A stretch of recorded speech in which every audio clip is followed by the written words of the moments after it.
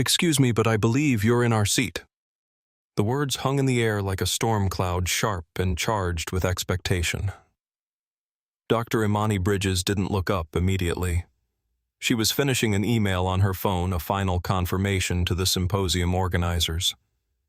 She took a slow sip of her water, then turned her calm, intelligent eyes toward the man standing in the aisle. "I'm sorry?" she asked, her tone even. "Our seat," he repeated, jabbing a thick finger at his ticket. "2A and 2B. You're in 2A. Dr. Bridges offered a small, polite smile. Misunderstandings happened. "I believe you'll find that 2A is my seat." She held up her own boarding pass on her phone screen, the details clear. "Bridges, I seat 2A. The man's wife, platinum blonde diamonds glittering, let out a sharp sigh. "Oh, for heaven's sake, Bradford. Let's not have a scene. Just get the attendant." She didn't mean an attendant. She meant staff. Someone to remove the problem. Someone to reset the natural order. Because in the sterile, climate-controlled world of first-class air travel, some rules are written in booking terms and others are etched in the cold glare of privilege. For Dr. Imani Bridges, her ticket was for seat 2A, a window seat in the celestial premier cabin of Horizon Airlines Flight 842. But for the wealthy couple who wanted her seat, her ticket was irrelevant. They saw only the color of her skin and decided she didn't belong. Dr. Imani Bridges was exhausted. The past 72 hours had been a grueling inspection blitz at Horizon Airlines' JFK maintenance facility, a necessary but draining deep dive into the guts of modern aviation. At 42, she had spent 15 years with the Federal Aviation Administration, working her way up from systems engineer to her current position as senior airworthiness inspector. Tonight, she was finally headed to London for the annual Global Aerospace Safety Symposium, where she was the keynote speaker. All she wanted was 7 hours of peace cocooned in the plush leather of seat 2A. She had booked this seat 6 months in advance, using a combination of saved miles and her own hard-earned money. It was a rare indulgence. Usually, she was content in premium economy, but the brutal schedule leading up to the conference demanded she arrive rested and sharp. Her journey to this moment had been anything but easy. After earning her aerospace engineering degree from MIT, Imani had faced a constant stream of subtle and not-so-subtle barriers. The raised eyebrows when she walked into meeting rooms, the assumptions that she was there to take notes rather than lead the discussion, the helpful suggestions to consider more suitable career paths. But Imani had persevered, driven by a personal mission that few understood. 8 years ago, she had lost her husband Marcus in a cargo plane accident. The official report cited pilot error, but Imani's own investigation had uncovered a pattern of maintenance irregularities that had been overlooked. The airline had quietly settled, the FAA had implemented new inspection protocols, and Imani had found her true calling, ensuring that no one else would lose a loved one to preventable aviation failures.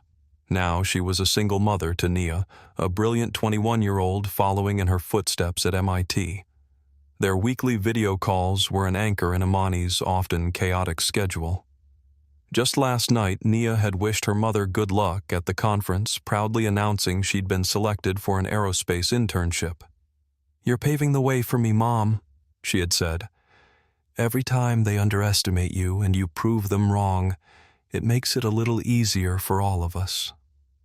Those words had warmed Imani's heart even as they reminded her of the burden she carried not just for herself, but for her daughter and all the young women who would come after. As she settled into seat 2A, the supple leather cool against her back, she let out a sigh that felt like it carried the weight of the entire past week. She stowed her carry-on, a well-worn leather briefcase containing her laptop and presentation notes, in the overhead bin, and placed her smaller bag under the seat in front of her. She was dressed in comfortable but professional travel attire, tailored navy trousers, a cream silk blouse, and a charcoal blazer that spoke of quiet authority. Her hair was styled in elegant twists that cascaded over one shoulder. She looked to anyone paying attention like a woman who knew exactly where she was supposed to be. The boarding process continued its choreographed chaos around her as Imani typed a final note on her phone. The celestial premier cabin of Horizon Airlines' Boeing 787 Dreamliner was a carefully crafted cocoon of luxury. Soft LED lighting shifted from lavender to amber, designed to ease jet lag and soothe travel-frayed nerves. The cabin had that distinctive new plane smell, a blend of leather carpet cleaner and the faintest hint of jet fuel that somehow never quite disappeared. The scent of Clive Christian perfume mingled with the clean smell of cabin air as a flight attendant moved gracefully through the aisle. Crystal glasses clinked softly as pre-departure champagne service began. "Still water, please," Imani said when offered a flute. She wanted to stay hydrated and clear-headed for London. As she waited, her mind drifted back to a conference in Singapore 4 years earlier. She had arrived early, her credentials and confirmation in hand, only to be directed to the service entrance by a staff member who couldn't reconcile her appearance with her position. "The speakers enter through the main door," he had said pointedly, assuming she was support staff. Imani had calmly produced her keynote speaker badge. The man's face had registered shock, then embarrassment followed quickly by a defensive hostility that suggested she was somehow at fault for his mistake. It was a familiar progression. "Dr. Bridges." A warm voice interrupted her thoughts. A flight attendant with a name tag reading Sophia Alvarez stood beside her seat. "I noticed you declined the champagne. Would you prefer still water or perhaps tea before takeoff?" Sophia's manner was different, professional without condescension, attentive without assumption. Imani smiled gratefully. "Water would be wonderful, thank you." "Of course. Are you traveling to London for business or pleasure?" Sophia asked as she poured the water into a glass. "Business. I'm speaking at the Global Aerospace Safety Symposium." "That sounds important," Sophia said, genuine interest in her voice. "It is. This year we're focusing on new inspection protocols for composite airframes." "Not exactly casual dinner conversation," Imani added with a small laugh. Sophia smiled. "Well, if it helps keep planes in the air where they belong, it sounds pretty important to me." As Sophia moved to the next passenger, Imani opened her tablet to review her presentation one last time. Proactive Implementation of Airworthiness Directives, Closing the Gap Between Regulation and Reality. The title was dry, but the content was vital, analyzing how airlines could better incorporate safety directives into their operations before incidents occurred. Imani's mind was already in London, rehearsing key points and anticipating questions when the voice cut through her concentration. "Excuse me, but I believe you're in our seat." Bradford Thompson was not accustomed to waiting. At 58, he had built Thompson Venture Capital into a billion-dollar fund through a combination of sharp instincts and sharper elbows. His receding silver hair was expertly cut to minimize his baldness, his bespoke suit concealing the paunch that his personal trainer hadn't managed to eliminate despite 3 sessions a week. Next to him stood his wife Elaine, a carefully preserved 52. Her blonde hair was a helmet of perfection, her face a testament to the finest surgeons in New York. The diamond earrings, catching the cabin light with aggressive fire, had been an anniversary gift, a peace offering after Bradford's second affair had made the gossip columns. They moved through the first-class cabin not as passengers, but as conquerors surveying their domain. Their eyes skimmed over the other passengers, making instant assessments, nods of recognition for those deemed worthy, dismissal for those who weren't. Bradford glanced down at his gold-embossed ticket holder, then back at Imani, annoyance flickering across his face. Elaine didn't bother with such subtlety. Her gaze swept over Imani from head to toe, a silent, dismissive inventory that lingered on her twists and her dark skin before dismissing her entirely. "Our seats," Bradford repeated, making a show of examining his boarding pass again. "2A and 2B. My wife and I always sit together. I specifically booked these seats." Imani maintained her calm expression, though she could feel a familiar tension beginning to build at the base of her neck. "As I mentioned, this is my assigned seat. Perhaps you have row 3. Bradford's face flushed slightly. I know what I booked. I've been Diamond Elite for 15 years. He emphasized the status level as though it were a royal title. I never sit anywhere but the front row. Perhaps we should check with the flight attendant, Imani suggested reasonably, though she knew her seat assignment was correct. She had triple-checked it, as she did with all details, a professional habit that had served her well. Bradford's jaw tightened at the implication that he might be wrong. He turned away from Imani, scanning for a flight attendant as though searching for a servant who had wandered off duty. Bradford, just get someone to fix this. Elaine sighed, adjusting her Hermes scarf with manicured fingers. We're holding up the line. Indeed, other first-class passengers were beginning to queue behind them, their expressions a mixture of impatience and curiosity. A silver-haired man in an expensive suit checked his watch pointedly. A younger executive typed furiously on his phone, probably complaining about the delay on social media. Bradford raised his hand, snapping his fingers twice, a gesture so nakedly imperious that several nearby passengers winced. Attendant, we need assistance here. Sophia, who had been helping an elderly passenger stow her bag, looked over with a professional smile that didn't quite reach her eyes. She was clearly accustomed to this type of summoning, but not appreciative of it. I'll be right with you, sir, she said politely, finishing her current task first. This small assertion of priority helping the elderly passenger before responding to Bradford's snap seemed to further irritate him. His face reddened slightly as he turned back to Imani. This will be sorted out in a moment, he said with the absolute confidence of a man unaccustomed to being contradicted. You should prepare to move your things. Imani took a slow sip of her water, letting the cold liquid cool the heat of frustration rising within her. This was a familiar dance, the assumption that she was in the wrong space, that her presence was a mistake to be corrected, rather than a right to be respected. Sir, I'm not going anywhere, she said quietly but firmly. This is my assigned seat. I selected it months ago. I checked in online 24 hours in advance to confirm it. If there is a booking error, it isn't on my part. Bradford opened his mouth to respond, but at that moment another flight attendant approached, not Sophia, but a younger blonde woman whose name tag read Jennifer Hudson. Is there a problem here? Jennifer asked, her voice instantly deferential as she looked at Bradford and Elaine, recognizing the visual markers of wealth and privilege. Yes, Elaine cut in before either Bradford or Imani could speak. This person is in my husband's seat. We are in 2A and 2B. Jennifer's professional smile faltered for a microsecond as she looked at Imani. It was a fleeting but unmistakable shift, a swift, ugly calculation made visible.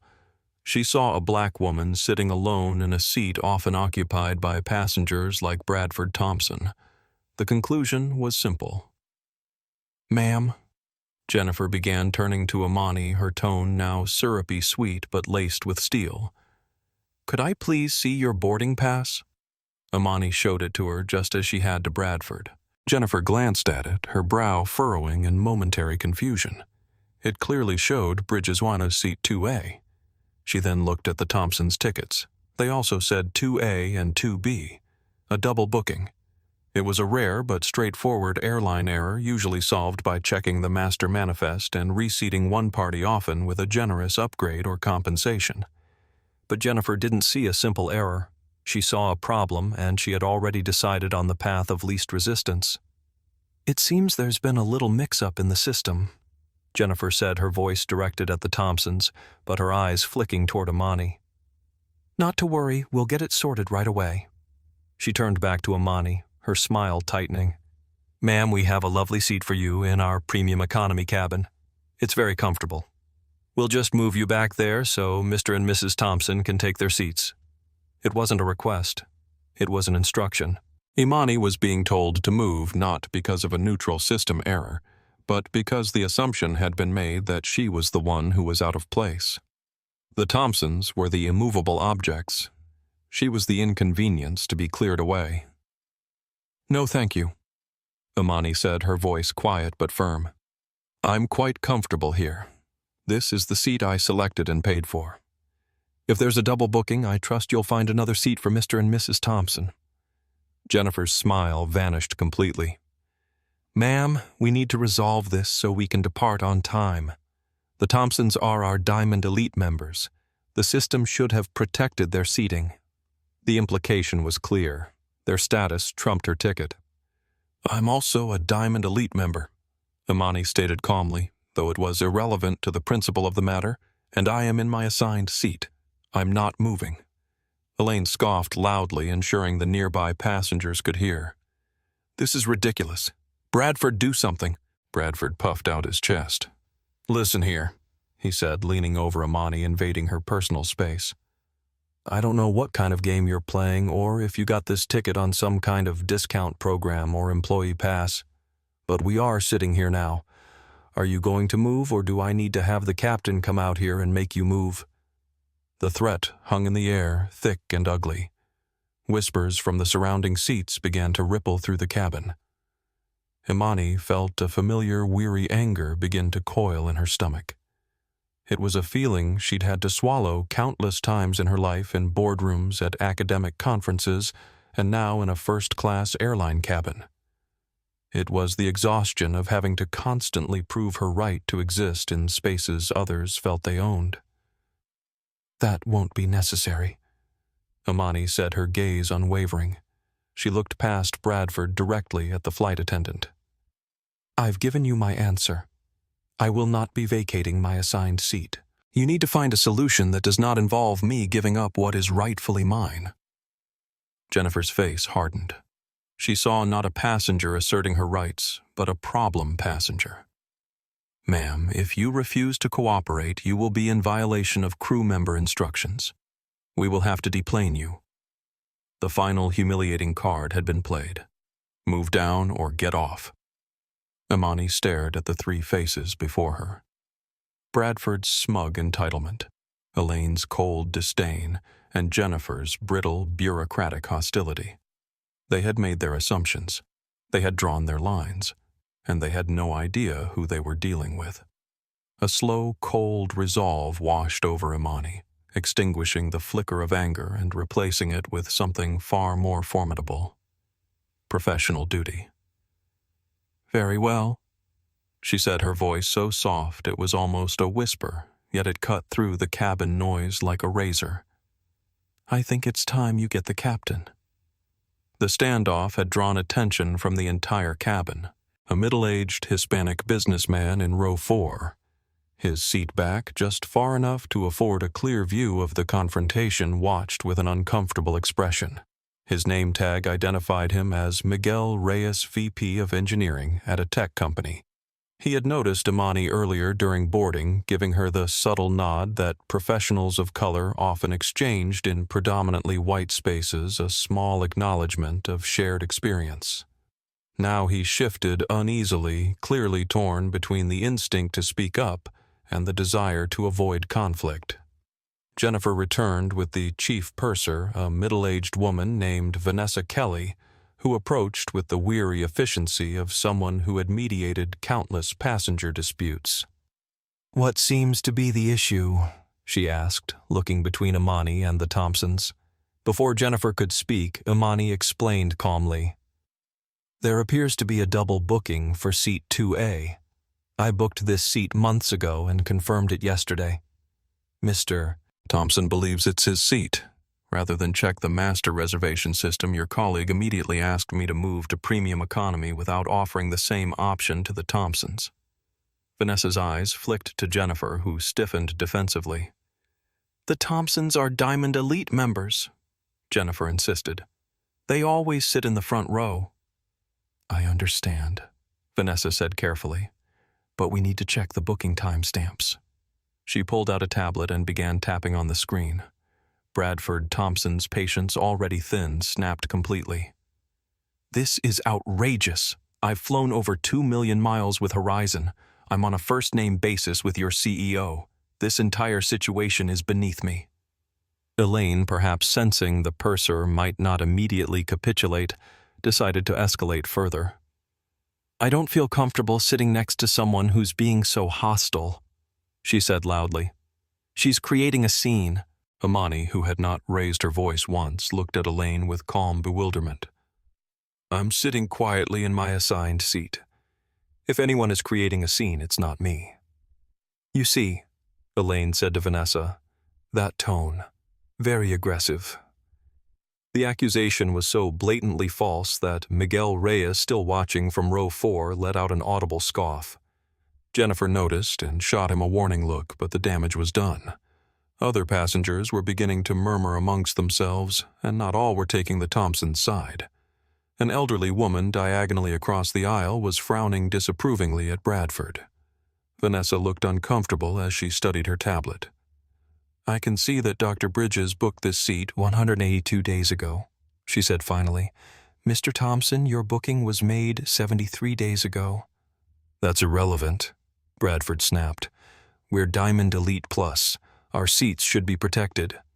"Even Diamond status doesn't override prior bookings, sir," Vanessa explained carefully. "It seems the system failed to flag this as a duplicate assignment." "So fix it," Elaine demanded. "Move her." "Ma'am, Dr. Bridges has the earlier booking," Vanessa said, a note of finality in her voice. "We can offer you seats in row 3 which are identical to—" "Unacceptable," Bradford interrupted. "I have a medical condition that requires me to sit in row 1 or 2 for legroom. It's documented in my profile."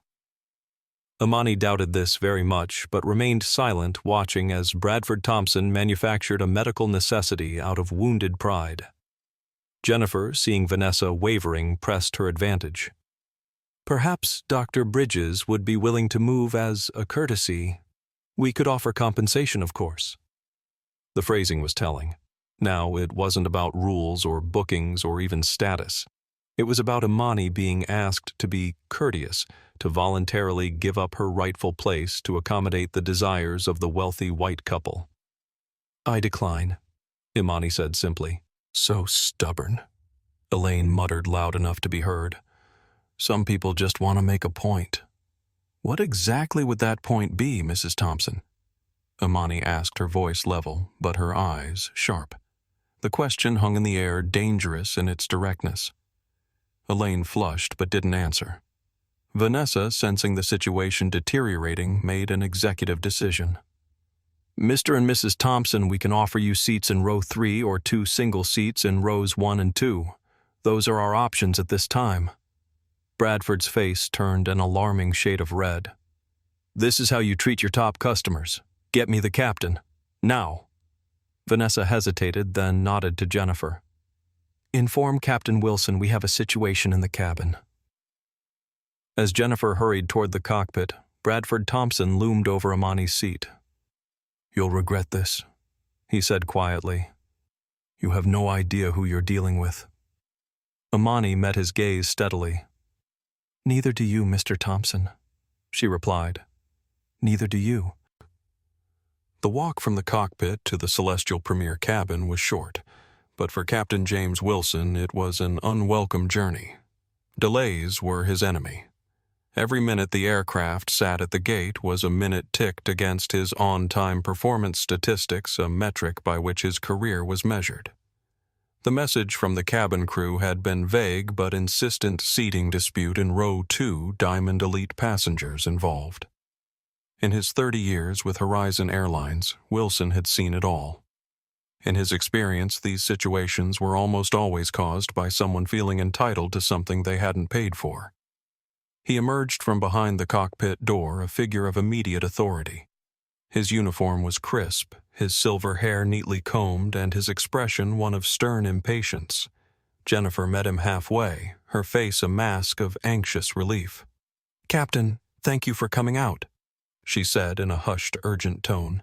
"It's Mr. and Mrs. Thompson, our Diamond Elite Plus members. There was a system glitch and their seat 2A was also assigned to another passenger." She gestured toward Imani. "She's refusing to move. Vanessa offered her premium economy, but she's being difficult." Captain Wilson's eyes followed Jennifer's gesture. He saw Imani sitting calmly by the window. He saw the Thompsons standing in the aisle.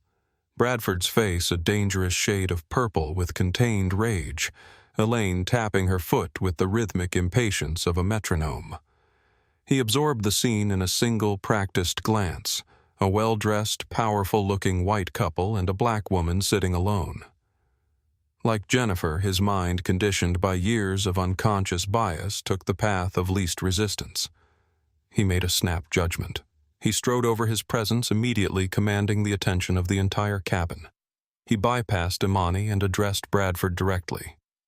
"Mr. Thompson, Captain Wilson. My apologies for this inconvenience. We seem to have a computer error, but I assure you we'll have you in your seats momentarily." It was a promise, a clear signal of whose side he was on. He then turned to Imani. His tone shifted, losing the warmth it had held for Bradford and gaining a patronizing edge. "Ma'am, I'm Captain Wilson. I understand there's been some confusion with your seat." "There's no confusion, Captain," Imani replied, her voice steady. She met his gaze directly, refusing to be intimidated. "This is my assigned seat. Your airline appears to have double-booked it. That is an issue for your staff to resolve with Mr. and Mrs. Thompson." The captain's jaw tightened. This was not the quick, compliant resolution he had expected. "My flight attendant has offered you an alternative seat in our premium economy cabin. As a gesture of goodwill for the mix-up, we can also offer you a travel voucher for a future flight." "A gesture of goodwill would be honoring my ticket," Imani countered. "Downgrading me for your airline's mistake is not goodwill, it's a penalty. I'm flying to London to speak at a conference. I require the space and ability to rest that this particular seat provides, which is why I booked and paid for it. I will not be moving to premium economy." Her calm, articulate refusal seemed to infuriate the captain more than an outburst would have.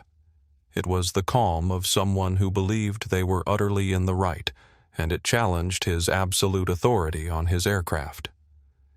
Captain Wilson was unused to being challenged, especially by passengers. In the hierarchy of air travel, the captain's word was law. He had removed unruly passengers before drunk businessmen, belligerent college students, and had never lost a moment's sleep over it. But something about this woman's composed defiance made him hesitate.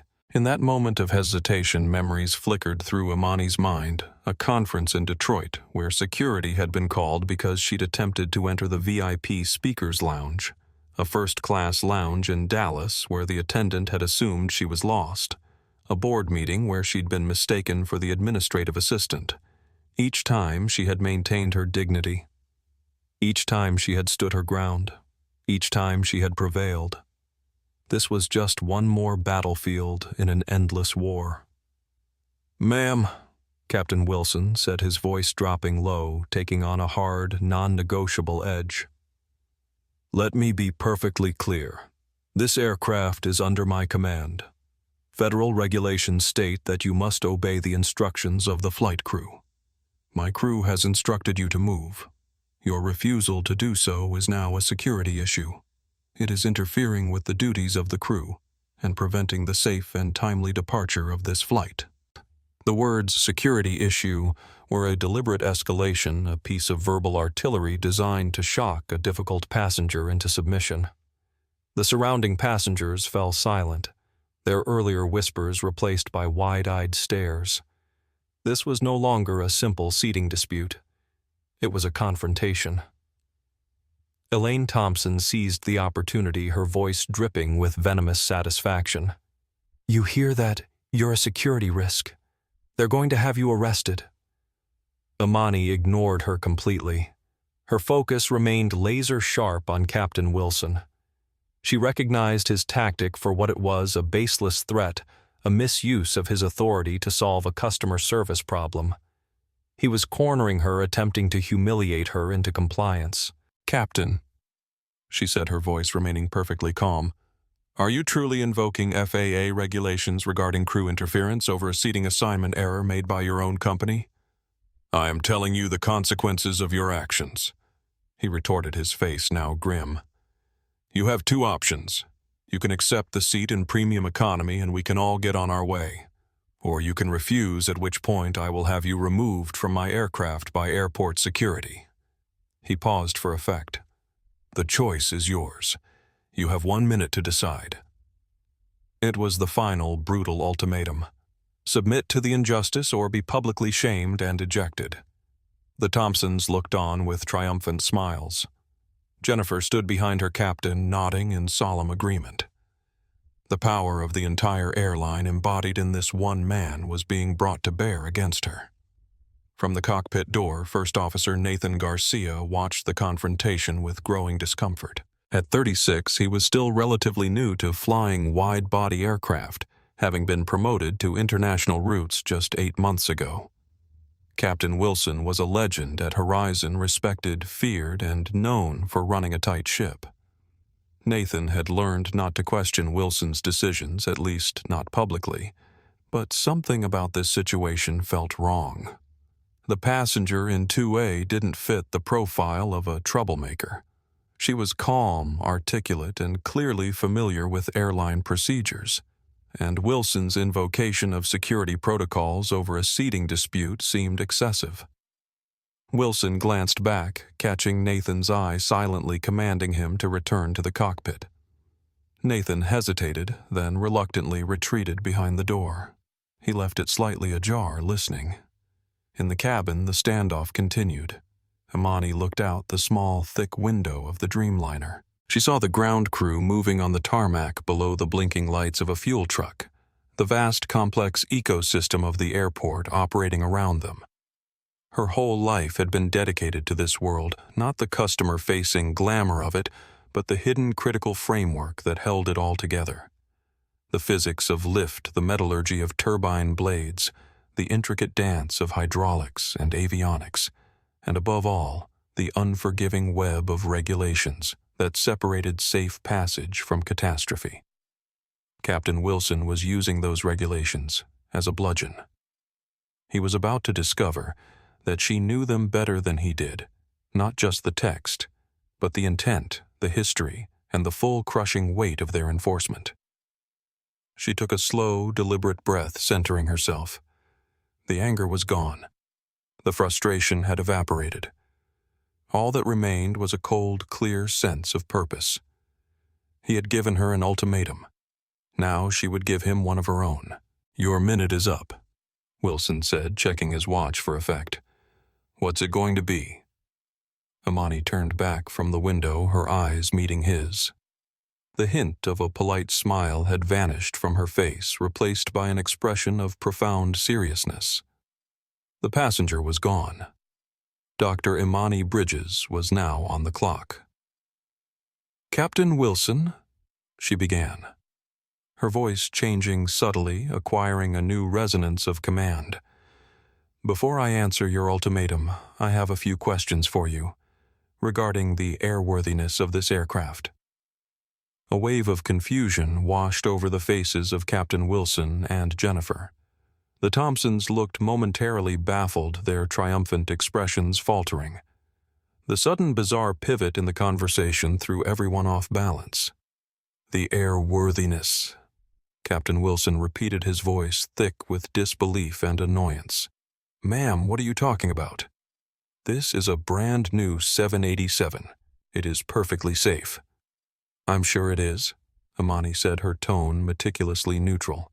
"But perfection in design doesn't preclude errors in maintenance.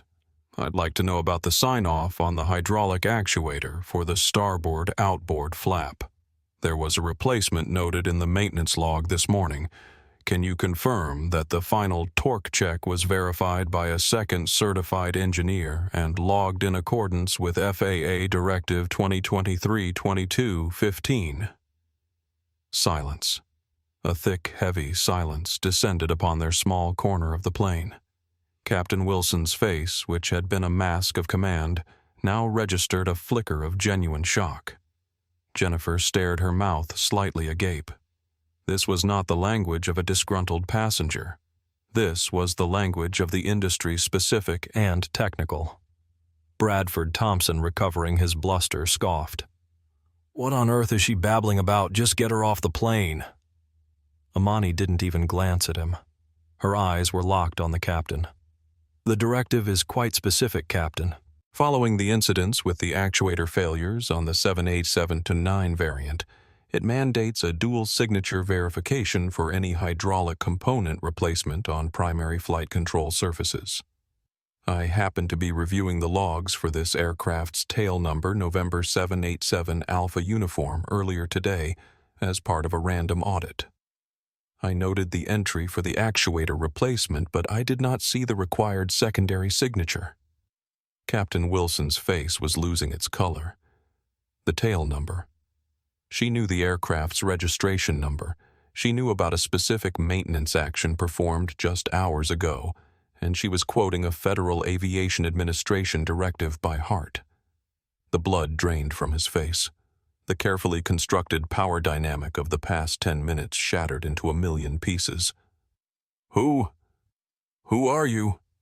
he stammered, the authority in his voice completely gone, replaced by a dawning, sickening dread. "My question first, Captain," Imani replied steadily. "The dual signature verification for the actuator. Can you confirm it was properly executed?" Captain Wilson's mind raced. He had reviewed the aircraft logbook during pre-flight as was standard procedure. He remembered seeing the entry about the flap actuator replacement, but had he specifically checked for the second signature, he couldn't recall. Like most pilots, he relied on the maintenance sign-off system. If the aircraft was released to service, he assumed all procedures had been followed. I would need to check the maintenance log," he admitted, his voice noticeably weaker. "Please do," Imani said. "I'll wait." The dynamics in the cabin had shifted completely. The Thompsons, sensing the change but not understanding its cause, looked confused and increasingly uncomfortable. Jennifer had backed away slightly, her earlier confidence evaporating. Miguel Reyes, watching from row 4, had set aside his initial discomfort and was now observing with undisguised interest. Whatever was happening, it was clear that the woman in 2A was not who anyone had assumed she was. Captain Wilson hesitated, then turned to Jennifer. "Get the maintenance log from the flight deck, quickly." As Jennifer hurried to comply, Bradford Thompson's patience finally snapped. "This is absurd," he exploded. "We're being held hostage by some random person making technical claims. I demand that you remove her immediately." His voice had risen to a shout, causing several passengers to flinch. An infant in row 5 began to cry. Captain Wilson, still visibly shaken, turned to Bradford. "Sir, please lower your voice. We're handling the situation." "Handling it," Bradford sputtered. "You're capitulating to her. Do you know who I am?" "Bradford," Elaine hissed, tugging at his sleeve. Something in her husband's tone had alarmed her. This was no longer the controlled aggression he used to intimidate subordinates. This was a full-blown tantrum, and it was attracting exactly the kind of attention they normally went to great lengths to avoid. "I'm calling Vincent right now." Bradford continued, pulling out his phone and waving it. "Let's see what your CEO has to say about this treatment." Imani remained silent, watching the meltdown with clinical detachment. She had seen this before, the desperate flailing of privilege when it encountered an immovable obstacle. Jennifer returned with the maintenance log, a thick binder filled with detailed entries and sign-offs. She handed it to Captain Wilson, who began flipping through the pages with nervous haste. "Page 42, this morning's entry," Imani supplied helpfully. "Actuator replacement performed by Technician Rodriguez." Wilson found the page. His face fell further as he scanned the entry. The primary technician had signed off on the work, but the required secondary verification signature was indeed missing. It was a clear violation of the airworthiness directive. There seems to be a discrepancy," he admitted reluctantly. "A discrepancy?" Imani echoed. "Captain, that's a regulatory violation. The aircraft is technically not airworthy until that signature is obtained." The implications hit Wilson like a physical blow. If what she was saying was true and the evidence was right there in black and white, they couldn't legally depart. But who was this woman to make such a determination? "Ma'am, I appreciate your concern, but—" "Captain Wilson," Imani interrupted, her voice now carrying an unmistakable tone of authority. "I think it's time we clarified who I am." She reached into her personal bag at her feet. She didn't move from her seat. She simply retrieved a small, unassuming black wallet. She flipped it open, revealing not a driver's license or a credit card, but a laminated piece of government identification. The gold eagle of the United States Department of Transportation gleamed under the cabin lights. She held it up for him to see. "My name is Dr. Imani Bridges. I am a senior airworthiness inspector for the Federal Aviation Administration Airworthiness Directive Compliance Unit. My job is to ensure that every aircraft I step on is in full compliance with federal safety regulations. For the past 72 hours, I have been leading the team conducting a surprise audit of your airline's JFK maintenance facility." She paused, letting the weight of her words sink in. The cabin felt like a vacuum. The clinking of glasses had stopped. The ambient chatter had died. Everyone was listening. "When you and your flight attendant threatened to have me removed from my seat for your airline's clerical error," she continued, her gaze as sharp and precise as a scalpel, "I was a passenger. But when you, the captain in command, invoked FAA regulations to threaten me, you made it a professional matter. You have demonstrated a willingness to misuse safety regulations for customer management. That calls your judgment into question, and it forces me to act not as a passenger, but as a federal agent." She put her identification away, the snap of the wallet echoing in the stunned silence. "So I will ask you again, Captain Wilson. Can you personally vouch for the dual signature verification on that actuator replacement? Because if you can't, then my earlier observation of the logbook stands. And as an FAA inspector, I now have reason to believe that this aircraft may not be in compliance with an active airworthiness directive. Which means, Captain, that as of this moment, this aircraft is not cleared for flight." The Thompsons stared, their faces a comical mixture of horror and utter incomprehension. Bradford's mouth opened and closed like a fish. Elaine looked as if she had been slapped. Jennifer, the flight attendant, had gone deathly pale, her hand flying to her mouth as the catastrophic scale of her misjudgment crashed down upon her. Captain Wilson looked as though he had been punched in the gut. Sweat beaded on his forehead. The woman he had threatened to have dragged off the plane held the power to end his flight and potentially his career. He had picked a fight not with a passenger, but with the regulator herself. He had tried to use the rule book as a weapon, only to find out she was the one who had written it. The ultimatum he had issued moments ago seemed like a distant, foolish echo. Now, there was only one authority in the cabin of Horizon Airlines Flight 842, and she was sitting quietly in Seat 2A.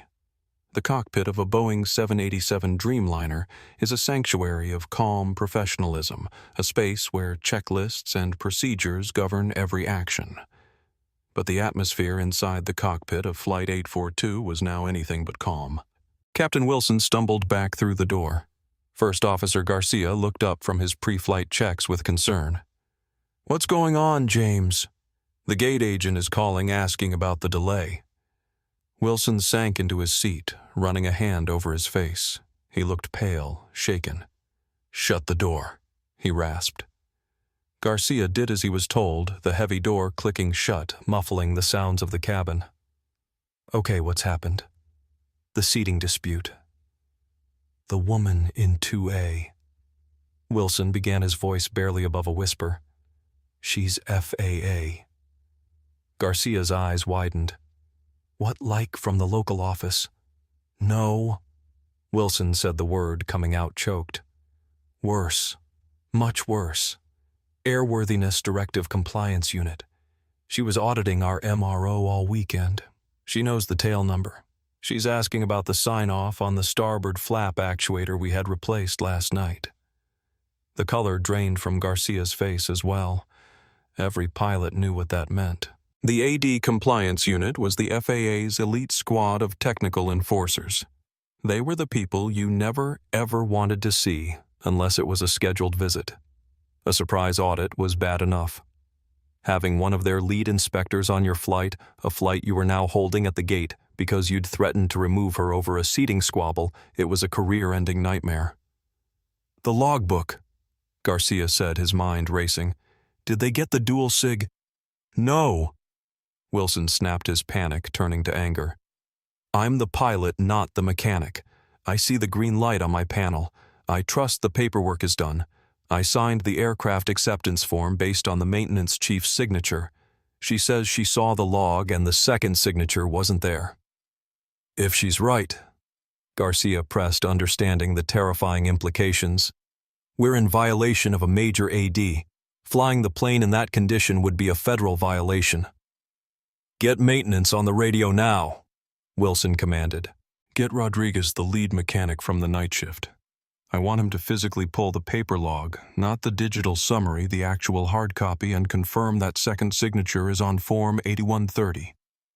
While Garcia got on the radio, his voice tense and clipped, Wilson had to make another even more dreadful call to Horizon's Operations Control Center, OCC. He explained the situation in clipped, jargon-filled sentences, trying to downplay the part about the seating dispute, but the OCC director on the other end was no fool. Let me get this straight, Captain. The voice on the phone crackled, dripping with managerial fury. You are holding at the gate with a full load of passengers because of a seating issue that has now escalated to a potential grounding order from an FAA inspector who was a passenger on your flight. That's the gist of it. Wilson admitted, feeling a profound sense of humiliation. And whose idea was it to confront this passenger? Wilson remained silent. The accusation hung in the air. Back in the cabin, the atmosphere was thick with tension. The Thompsons were still standing in the aisle, but their entitlement had curdled into confused fury. Bradford kept trying to catch Jennifer's eye, demanding to know what was happening, but she avoided his gaze, her face a frozen mask of terror. She was replaying the entire incident in her head, every condescending word she'd spoken to Dr. Bridges, every dismissive gesture, and with each recollection, a fresh wave of nausea washed over her. She hadn't just been rude to a passenger. She had actively instigated a conflict with a federal official who held the fate of the airline in her hands. Dr. Imani Bridges, meanwhile, remained in her seat, the very picture of composure. She had opened her laptop and was now reviewing a complex technical schematic, seemingly oblivious to the chaos she had unleashed. But she was not oblivious. She was observing. She saw the other passengers whispering their phones out, likely recording. She saw the fear in Jennifer's eyes and the dawning comprehension of the other flight attendants who now gave her a wide, respectful berth. She felt no triumph, only a deep, abiding weariness. This should never have happened. Her authority was a shield for public safety, not a sword for personal disputes. But they had forced her hand. Sophia Alvarez, the flight attendant who had first served Imani water, approached cautiously. "Dr. Bridges," she said, her voice respectful. "Can I get you anything, water, coffee?" "The water I have is fine." "Thank you, Sophia," Imani replied, using the woman's name from her name tag. It was a small gesture, but it acknowledged Sophia as a person, something Jennifer and the captain had failed to do for her. "I'm simply waiting for the captain to confirm the aircraft's compliance status." Sophia nodded. "We've been told there's a technical delay. We'll be making an announcement to the passengers shortly."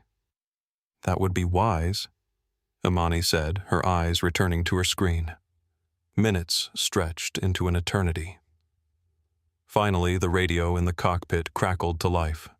It was Rodriguez, the lead mechanic. His voice was strained. "Captain, we have a problem." Wilson's heart sank. "Talk to me, Rodriguez." The digital log was closed out by the junior tech. He clicked the box for the second signature.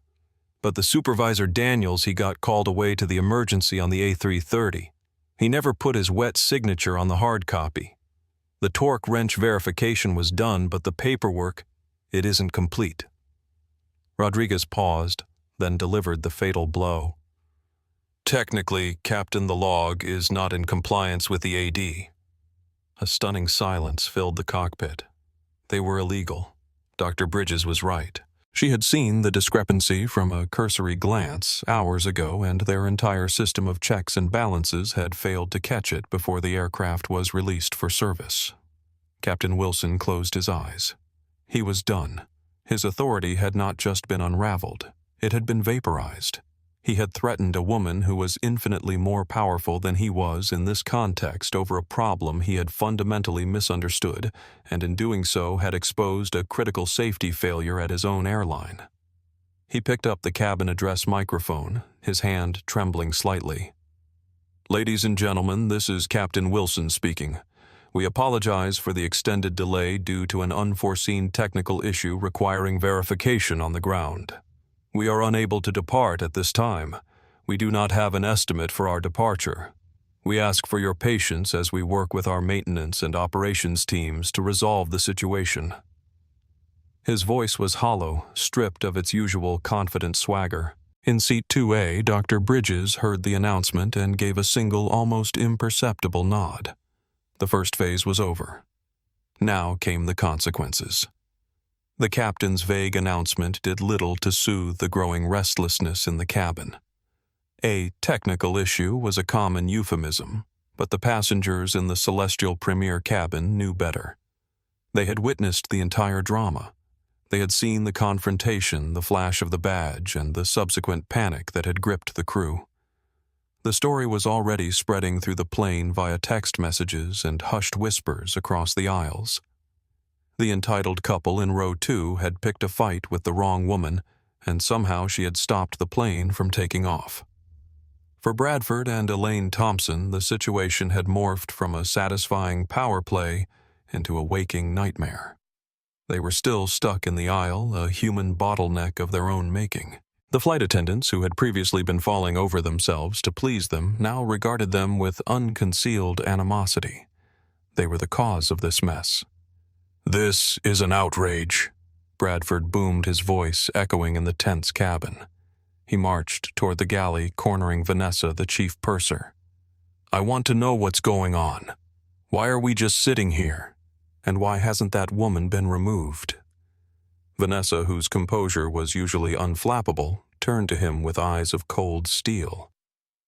"Sir, the delay is due to a safety inspection. That woman, as you call her, is Dr. Bridges, a federal aviation official, and I suggest you return to the aisle and lower your voice." "A federal official? Don't be absurd." Elaine scoffed, her voice dripping with disdain. "She's probably some diversity hire on a power trip." The comment was so vile, so dripping with venomous prejudice, that even a nearby passenger winced. Sophia, who was setting up a drink cart, nearly dropped a glass. Before Vanessa could respond, a new figure appeared. A man in a sharp suit, his face etched with stress, had come on board from the jet bridge. He was David Friedman, the Horizon Air Station manager for JFK, and he looked like he had just run a marathon. "Mr. and Mrs. Thompson," he said, his voice tight. "I'm David Friedman, station manager. I need you to come with me, please."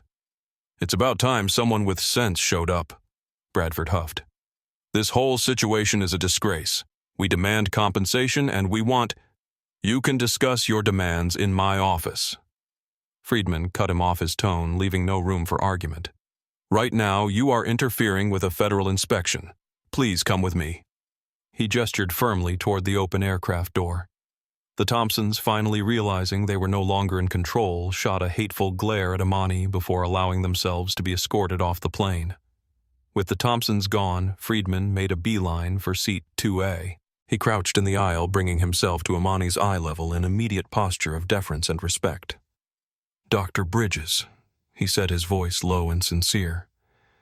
"David Friedman, station manager. On behalf of Horizon Airlines, I want to offer my deepest, most sincere apologies for what you have just experienced. It is inexcusable. The behavior of our crew was unprofessional and unacceptable. We will be launching a full, immediate investigation."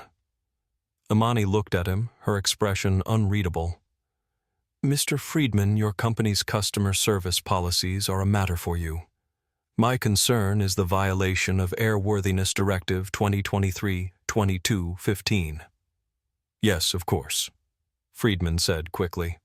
"Captain Wilson has informed me. Our maintenance supervisor is on his way to the aircraft with the physical logs. That will no longer be sufficient, Imani interrupted calmly. She folded her laptop closed. The failure was not just in the paperwork, it was institutional. A critical sign-off was missed, and the aircraft was released to the gate.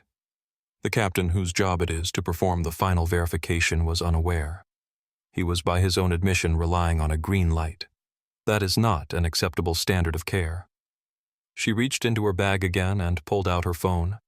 She navigated to a secure application, her fingers moving with practiced speed. Mr. Friedman, as the ranking FAA official on site, I have no choice. The chain of failure is too significant to be resolved with a simple signature.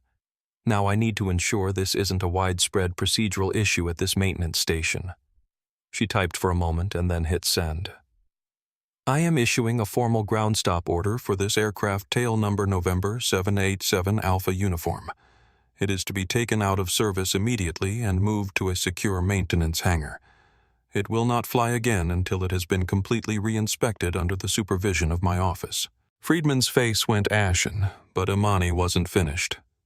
Furthermore, I am extending this ground stop to your entire fleet of 787s at this airport pending a full audit of all maintenance logs from the past 48 hours for compliance with all active ADs. Friedman's face went ashen. It was the nuclear option. Grounding one plane was a disaster. Grounding the entire 787 fleet at a major international hub was a catastrophe, a multi-million-dollar cataclysm of cancellations, rerouting, and reputational damage. Dr. Bridges, Imani, please, he stammered, his corporate poise shattering completely. Isn't there another way? It was one mistake. A mistake on a primary flight control surface is not one mistake. Imani countered, her voice now hard as granite. It is the very definition of an unacceptable risk. My job is to protect the flying public, not your airline's balance sheet. The order has been issued. It is now active in the FAA system. Your operations control will be receiving it momentarily.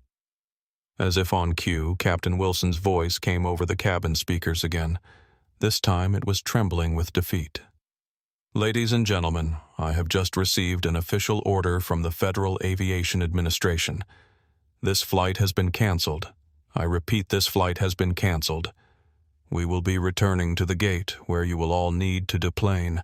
Horizon Airlines agents will be available in the terminal to assist with rebooking. I deeply apologize for this outcome. A collective groan of despair and anger erupted from the passengers. The flight was not just delayed, it was over. In the cockpit, First Officer Garcia stared at the official notification that had just flashed on his screen. Ground stop order, FAA directive, all Horizon Air B787 aircraft, JFK. It was real. It was happening. Dr. Imani Bridges packed her laptop into her briefcase. She stood up, smoothing her blazer. The battle was over. The safety of the public had been protected. But the fallout, the bitter harvest of karma for those who had caused this incident, was only just beginning.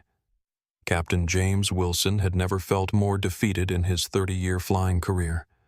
The cockpit, usually his domain of absolute control, now felt like a prison cell. The official ground stop notification glared at him from the display screen, its bureaucratic language spelling professional disaster. Notice of immediate ground stop. FAA order, number GS JFK 23147. Aircraft, all Horizon Airlines. B787 fleet at JFK. Reason, airworthiness directive, compliance verification. Authority, Bridges I. Senior Airworthiness Inspector. First Officer Nathan Garcia sat in stunned silence beside him. The younger pilot had wisely kept his opinions to himself, but his expression spoke volumes. This was catastrophic not just for the flight, but potentially for the airline's entire operation. You realize what this means? Wilson finally said, his voice hollow. Every 787 we have at JFK will be grounded until she signs off on them. That's 7 aircraft. Thousands of passengers, millions in lost revenue. Garcia nodded grimly. And she has every right to do it.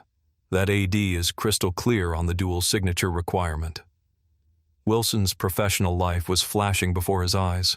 The perfect safety record, the commendations, the respect of his peers. All of it potentially wiped away because he had mishandled a seating dispute and then doubled down when challenged. "I've never seen anything like this," Wilson muttered. "I've dealt with difficult passengers, medical emergencies, mechanical failures. But this..." "She wasn't being difficult," Garcia said quietly. "She was in her assigned seat." Wilson shot him a sharp look, but Garcia didn't back down. "I'm just saying, Captain. Before she revealed who she was just a passenger defending her rightful seat. You escalated it." The truth of this statement hit Wilson like a physical blow. He had been so accustomed to being the ultimate authority that he had forgotten a fundamental principle: authority must be exercised with fairness and wisdom. "I need to call my union rep," Wilson said, reaching for his phone. Garcia hesitated, then said what they were both thinking. "This isn't going away with a union rep, Captain. The AD violation is real. And now there's a cabin full of witnesses who saw you threaten to remove a federal inspector for refusing to give up her seat to accommodate Diamond Elite members." Wilson's hand froze midway to his phone. Garcia was right. This wasn't a simple disciplinary matter that could be smoothed over. This was a systemic failure with himself at the center of it. "What would you do?" Wilson asked, a note of genuine desperation in his voice. Garcia considered for a moment. "I'd start by acknowledging the mistake. All of it. The maintenance oversight, the handling of Dr. Bridges, the misuse of security protocols. Everything. Then I'd cooperate fully with whatever investigation follows." Wilson nodded slowly, the weight of the situation settling on his shoulders. His career, as he knew it, was over. The best he could hope for now was damage control. "I need to inform the crew," he said, rising from his seat. As he opened the cockpit door, the reality of what awaited him in the cabin hit home. The passengers would be angry, the crew would be demoralized, and somewhere out there, Dr. Imani Bridges would be documenting everything for what would surely be a blistering FAA report. The captain squared his shoulders and stepped through the door. It was time to face the music.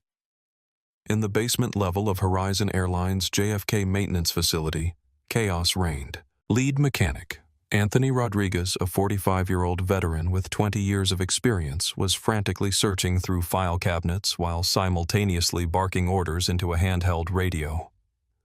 "I need all hands on deck every single 787 maintenance log from the past 48 hours. Now!" His voice echoed through the cavernous space, causing several junior technicians to jump. The maintenance control center, usually a place of methodical precision, had transformed into a war room. Computer screens displayed the status of every Horizon aircraft currently on the ground at JFK. 7 Boeing 787s, each worth approximately $300 million, were now officially grounded, their status indicators glowing an ominous red. Rodriguez ran a hand through his salt and pepper hair, his mind racing. How had this happened? The actuator replacement was routine. The work had been performed correctly. But in the rush to meet the morning departure schedule, the final paperwork, the critical second signature, had fallen through the cracks. "I found the original work order," called out technician Sarah Patel, rushing over with a thick folder. Daniels was pulled away for the emergency on the A330 before he could sign off. Luis marked it as pending second signature in the digital system, but somehow it got cleared anyway. Rodriguez took the folder, scanning it quickly. The sequence of events was becoming clear, and it was a textbook case of how accidents happen not through one catastrophic failure, but through a series of small oversights that align in just the wrong way. "The system should have flagged it," he muttered. "The release to service should have been blocked until the AD requirements were met." "That's the thing," Sarah replied, pulling up a screen on her tablet. "Look here. Someone overrode the system. They entered a manual authorization code to clear the aircraft. Rodriguez's blood ran cold as he recognized the authorization code. It was his. "I never approved this," he said, but even as the words left his mouth, a sickening memory surfaced. Yesterday had been chaotic. A series of thunderstorms had delayed multiple aircraft, creating a maintenance backlog. He remembered signing a stack of release forms, trusting his team to have completed all the necessary checks. Had he signed off on this release without verifying the AD compliance? It was possible. And if he had, it meant he was personally responsible for this disaster. The maintenance center door burst open, and in walked Laura Phillips, the operations director, her face a mask of barely contained fury. "Rodriguez, what the hell is happening? I've got 7 aircraft grounded and the CEO breathing down my neck." Rodriguez straightened, meeting her gaze directly. "We missed a dual signature requirement on an AD for the 787 fleet. FAA inspector was on board Flight 842 and caught it." "How does an FAA inspector just happen to be on that exact flight?" Phillips demanded. "She wasn't there as an inspector," Rodriguez explained. "She was a passenger who got into some kind of dispute with the cabin crew. When they threatened to remove her, she revealed she was FAA and identified the compliance issue." Phillips closed her eyes briefly, absorbing this. "So you're telling me that our captain and cabin crew picked a fight with an off-duty FAA inspector who then found a legitimate safety violation that we missed, and now our entire 787 fleet is grounded?" "That's about the size of it," Rodriguez confirmed. "This is a nightmare," Phillips said, moving to the main status board. "Do we have any idea how long this grounding will last?"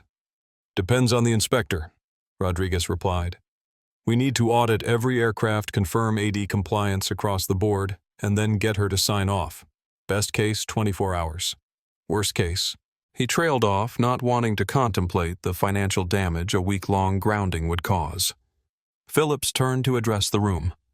"Listen up. This is now our top priority. I want every maintenance record triple-checked. I want every AD compliance status verified and documented. If there are any other issues, any at all, I want to know about them before the FAA does.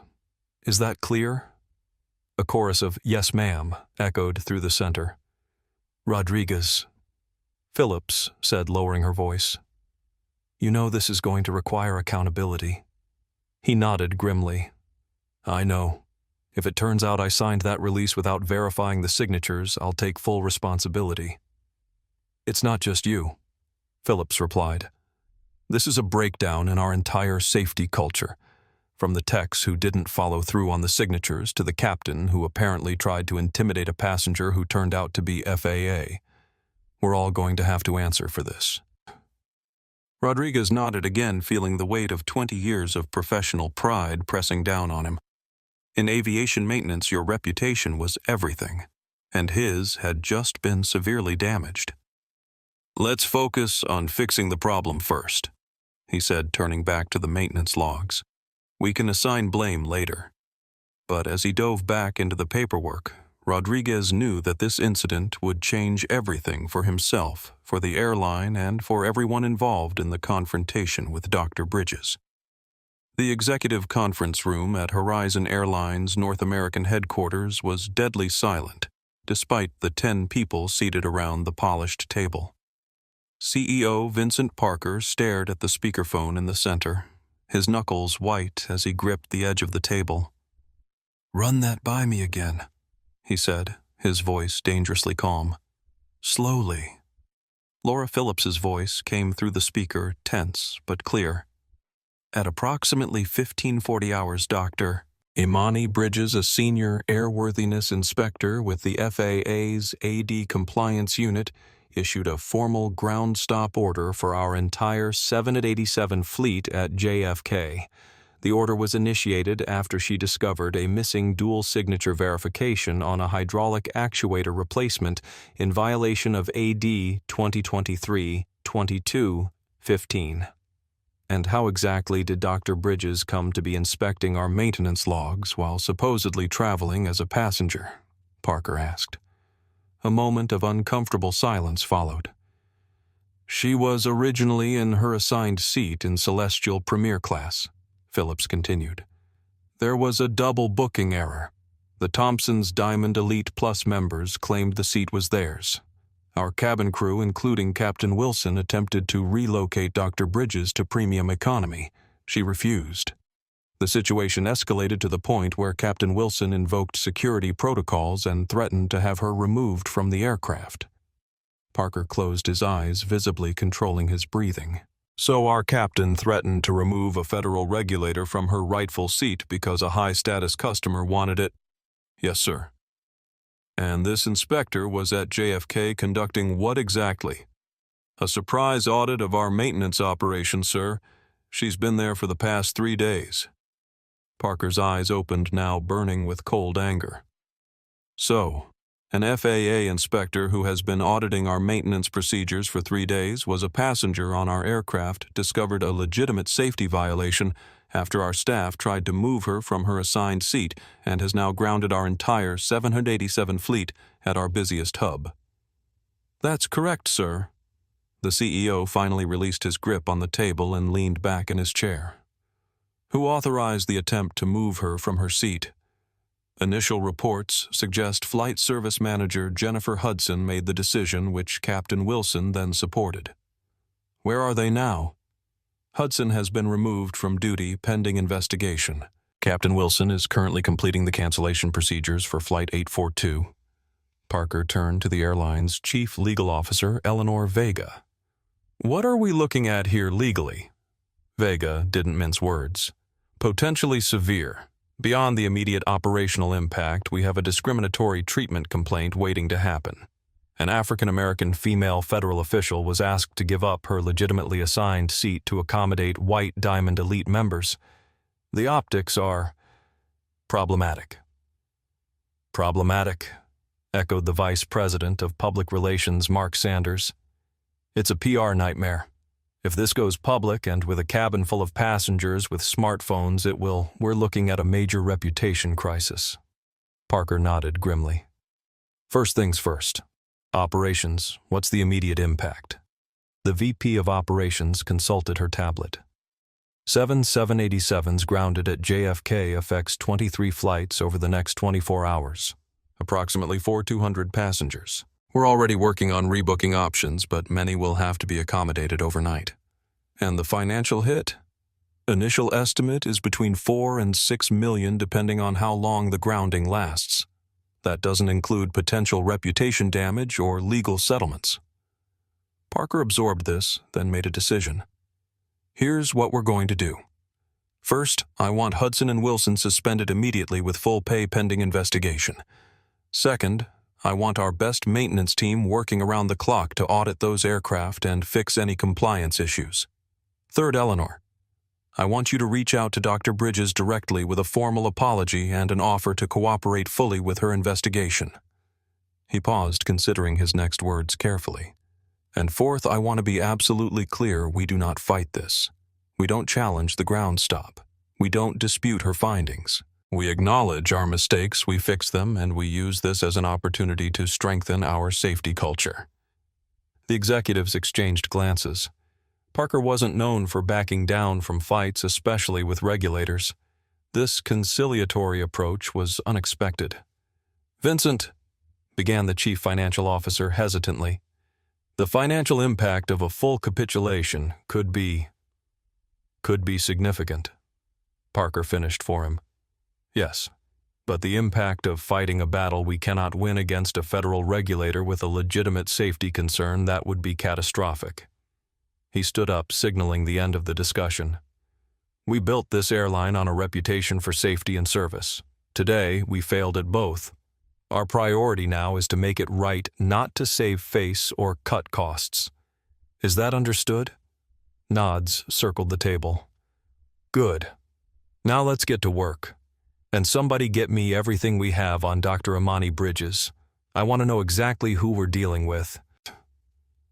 As the executives filed out, Parker remained standing at the head of the table, staring out the window at the distant horizon. In 30 years of airline management, he had navigated fuel crises, terrorist attacks, economic downturns, and global pandemics. But this, a self-inflicted wound caused by the arrogance of his own staff. This might be the most maddening challenge yet. Because at the heart of it all was a simple truth that should never have been forgotten. Every passenger deserved respect, regardless of the color of their skin.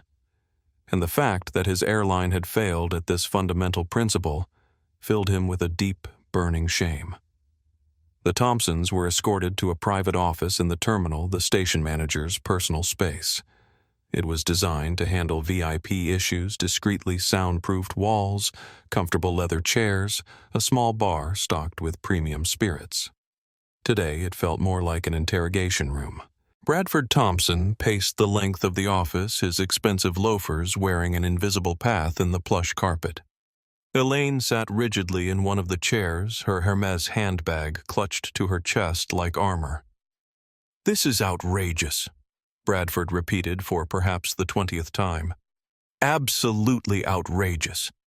I've been flying Horizon for 20 years. I've spent millions with this airline. To be treated like common criminals—" "Bradford, please sit down," Elaine hissed. "You're making it worse." The door opened and David Friedman entered, his face a mask of professional neutrality. He carried a folder and what appeared to be printouts of the Thompsons' customer profiles. "Mr. and Mrs. Thompson," he began, taking a seat behind his desk. "I want to thank you for your patience," Bradford scoffed. "Patience. We've been held hostage by your incompetent staff and some power-hungry bureaucrat. I demand to know what's going on." Friedman's expression didn't change, but his eyes hardened slightly. "What's going on? Mr. Thompson is that one of our most highly respected customers, Dr. Imani Bridges, who happens to be a senior airworthiness inspector for the FAA, was harassed, belittled, and threatened with removal from her assigned seat because you insisted it was yours, despite having booked later than she did. We are Diamond Elite Plus members," Bradford thundered. "Our seats should be protected. Diamond Elite status does not override federal regulations, airline policies, or basic human decency," Friedman replied, his voice ice cold. Dr. Bridges was in her correctly assigned seat. She showed her boarding pass. She was polite and professional, and in return she was treated abominably by our staff at your insistence. "That woman was obstinate and deliberately difficult," Elaine cut in, her voice shrill. "She could have simply moved to another seat. Instead, she decided to throw her weight around." Friedman regarded her coolly.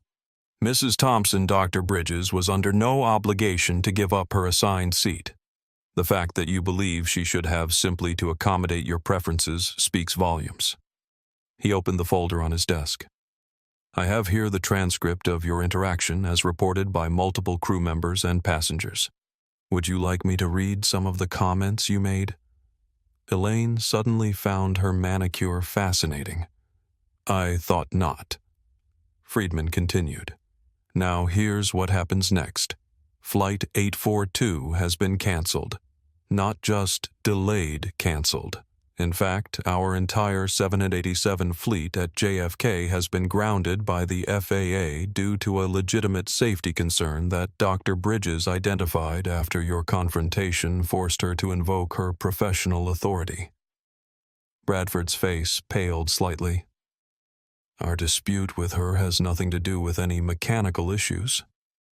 "On the contrary," Friedman countered. "Had you not demanded her seat, had our crew not attempted to force her to move, had Captain Wilson not threatened her with removal, she would have remained simply a passenger. The safety issue would still have existed, but it would have been discovered through normal channels, not in the middle of a public confrontation that has now cost this airline millions of dollars and immeasurable reputational damage." He closed the folder with a decisive snap. "So Mr. and Mrs. Thompson, due to your disruptive and verbally abusive behavior towards another passenger and our flight crew, which directly led to a series of events culminating in a federal safety action, Horizon Airlines is terminating its relationship with you." Bradford's jaw dropped. "What are you saying?" "I'm saying your Diamond Elite Plus status is revoked effective immediately. You are being placed on our permanent no-fly list. Your tickets will be refunded." Friedman stood up. "Now I suggest you find another way to get to London. Security will escort you out of the terminal." Bradford was apoplectic. "You can't do that. I'm a million-miler. I'll sue you. I'll sue the airline. I'll—" "Feel free," Friedman said tiredly. "You can explain to your lawyers and the press why you chose to harass a senior FAA official. I'm sure it will make for a fascinating case." The mention of the FAA shut Bradford up instantly. The implications, legal, social, and professional, crashed down on him. This wasn't just about a seat or a canceled flight anymore. This was about his reputation, his business, perhaps even his freedom if federal intimidation charges were pursued. Friedman opened the door where two security officers were waiting. "Please escort Mr. and Mrs. Thompson to ground transportation." As they were led away, Elaine turned back, tears of fury in her eyes. "This isn't over." "Actually, Mrs. Thompson," Friedman replied, "it is." The Horizon Airlines Operations Center at JFK resembled a war room in crisis. Screens displayed the status of each aircraft passenger manifests and rebooking options. Phone lines rang incessantly as staff worked to mitigate the growing disaster. In the center of this controlled chaos stood Dr. Imani Bridges, now fully in her professional capacity. Her posture was straight, her expression serious but not unkind. Around her clustered a group of airline executives and FAA colleagues who had rushed to the scene upon receiving her alert. "To be clear," Imani explained, pointing to the maintenance documentation spread across the table. "This isn't just about a missing signature. It's about what that represents: a breakdown in the safety culture. The work was done correctly, but the verification process failed.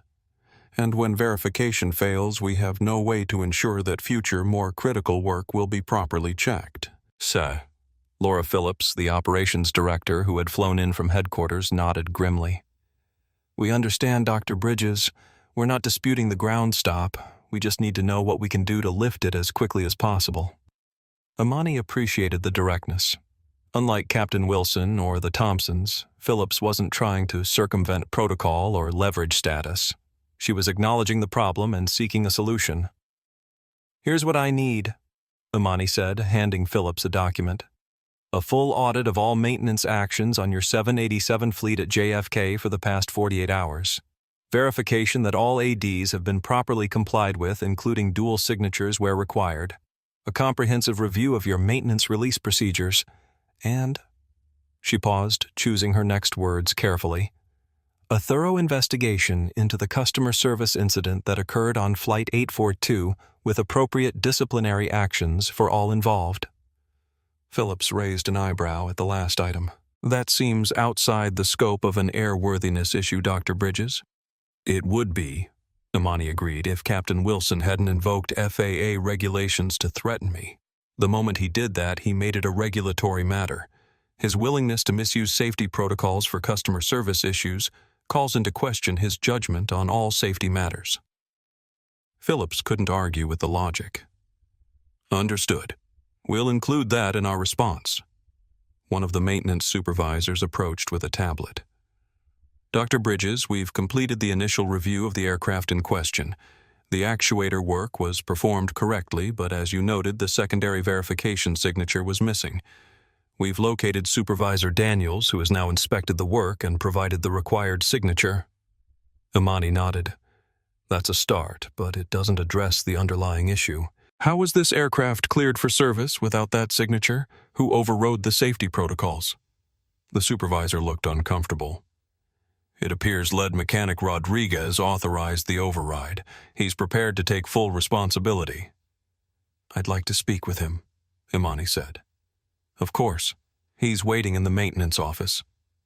As they prepared to leave, David Friedman approached looking considerably more subdued than earlier. "Dr. Bridges, I wanted to inform you that the Thompsons have been removed from the airport and permanently banned from flying with Horizon." Imani's expression didn't change. "That's an internal matter for your airline, Mr. Friedman. My concern is regulatory compliance." "Of course."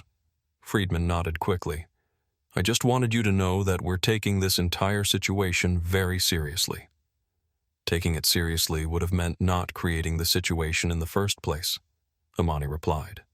But I appreciate the follow-through. She turned back to Phillips. I need to complete my inspection of the maintenance facility. Once I've spoken with Rodriguez and verified the status of the other aircraft, I'll determine next steps regarding the ground stop. How long do you anticipate that will take? Phillips asked. As long as necessary to ensure passenger safety, Imani answered. Not a minute less. As she gathered her materials, Imani caught sight of her reflection in a darkened monitor. The woman looking back at her wasn't just Dr. Bridges, the passenger, anymore. She was the full embodiment of the regulatory authority vested in her by the federal government. It wasn't a role she had sought out today, but it was one she would fulfill with absolute integrity. Because in the end, this wasn't about a seat or about personal dignity, though both mattered. It was about something far more fundamental, the safety of every person who placed their trust in the complex, interconnected system of modern aviation. And that was a responsibility Imani would never take lightly, no matter how she was treated. The process of deplaning a canceled flight is a miserable affair under the best of circumstances. For the passengers of Horizon Airlines Flight 842, it was a surreal experience. As they filed out, many cast curious or stunned glances at the calm woman in Seat 2A who now stood waiting patiently in the aisle. The story in its various mutated forms had spread completely through the cabin. She was an undercover fed a safety czar, a secret shopper with the power to cancel flights. Whatever the specifics, the truth was clear: she had been provoked, and the consequences had been biblical. Miguel Reyes, the Hispanic businessman who had watched the entire confrontation from row 4, deliberately slowed as he passed Imani. Dr. Bridges, he said, quietly extending his hand. Miguel Reyes, Quantum Systems. I just wanted to say, well, that was something to witness. I'm sorry I didn't speak up sooner. Imani shook his hand. Thank you, Mr. Reyes, but you were under no obligation to involve yourself. Weren't we all, though? He replied thoughtfully. When we see something wrong and stay silent. Before she could respond, an elderly woman approached from behind Miguel. Young lady, she said firmly, I want you to know that I've been flying for 60 years, and I have never seen anyone handle themselves with such dignity under pressure. They should be ashamed of how they treated you. Thank you, ma'am, Imani said, genuinely touched by the woman's support. As passengers continued to deplane, the reactions were mixed but telling. Some looked annoyed, focusing only on their disrupted travel plans. Others seemed embarrassed, having witnessed the discrimination but done nothing. A few nodded respectfully to Imani, silently acknowledging her victory. And a small number looked openly resentful, clearly feeling that she had overreacted to a simple request to move seats.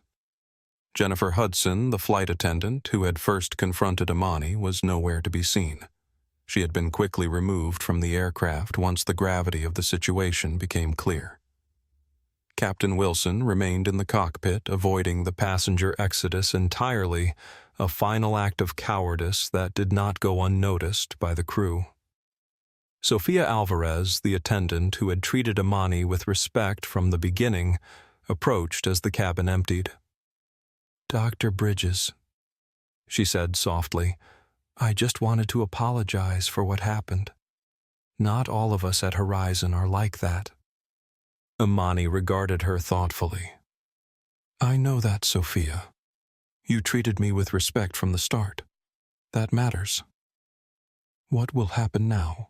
Sophia asked. To the airline, I mean. That depends on what my investigation finds, Imani replied honestly.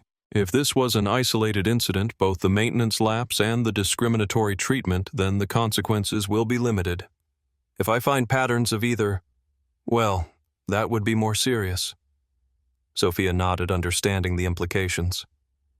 For what it's worth, I've worked here 5 years and there are good people trying to do the right thing. But there's also a culture with some of the older staff, the way they treat certain passengers differently. That's valuable information, Imani said, making a mental note to include it in her report. Thank you for your candor. As the final passengers deplaned, First Officer Nathan Garcia emerged from the cockpit. He approached Imani with a professional demeanor. Dr. Bridges, I'm First Officer Garcia. I want to apologize for what occurred today. It was unprofessional and unacceptable. Imani studied him carefully. Were you part of the decision to threaten me with removal, First Officer Garcia? No, ma'am, he replied firmly. I disagreed with the captain's approach, but I didn't speak up as I should have. That's on me. His honesty was refreshing. I appreciate your integrity in acknowledging that, Imani said. It will be noted in my report. Garcia nodded, then hesitated. Dr. Bridges, many of us became pilots because we believe in aviation safety above all else. What happened today, it's not what we stand for. I hope that's true, Imani replied. Because safety culture isn't built on signatures and checklists alone. It's built on integrity. And integrity means treating everyone, whether they're a federal inspector or a first-time flyer, with the same respect and care you'd want for your own family. Garcia absorbed her words, then nodded again more deeply this time. You've given us all something to reflect on. Thank you. As Imani finally exited the aircraft, she couldn't help but feel a profound weariness settling into her bones. This wasn't how she had planned to start her journey to London. She had simply wanted to sit in her assigned seat, review her presentation, and perhaps get some rest before her keynote address. Instead, she had been thrust into a confrontation that laid bare the ugly realities still present in supposedly elite spaces. She had been forced to invoke her professional authority to protect her personal dignity. And now an airline was facing millions in losses, careers were in jeopardy, and her own carefully planned schedule was in disarray. All because two people had looked at her and decided she didn't belong. The private office at the far end of Horizon Airlines' administrative suite at JFK had been hastily converted into a meeting room. Dr. Imani Bridges sat at one end of the conference table, her notes and reports neatly arranged before her. Across from her sat Vincent Parker, the airline's CEO, who had flown in on the corporate jet specifically for this meeting. Flanking him were Laura Phillips, the operations director, and Eleanor Vega, the chief legal officer. Their faces were grave, their postures stiff with the knowledge of just how much was at stake. Dr. Bridges, Parker began, his voice measured and respectful. First and foremost, I want to offer my personal apology for what you experienced today.